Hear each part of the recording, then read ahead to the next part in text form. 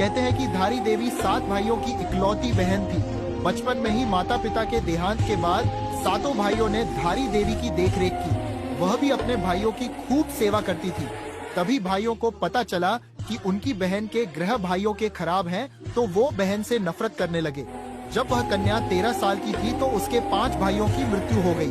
बचे हुए 2 भाइयों को लगा कि इसी बहन के ग्रहों के कारण भाइयों की मृत्यु हो गई है। फिर उन्होंने रात्रि के समय में कन्या की हत्या कर दी और उसका सिर धड़ से अलग कर दिया। सिर और धड़ को गंगा में बहा दिया। कन्या का सिर बहते हुए दूरधारी गांव में पहुंच गया।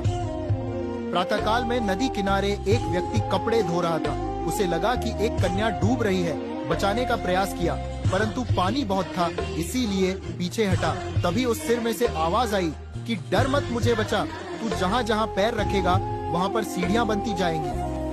उस व्यक्ति ने ऐसा ही किया और सीढ़ियाँ बनती गई। जैसे ही उसने कन्या समझकर सिर को उठाया तो कटा सिर देखकर घबरा गया।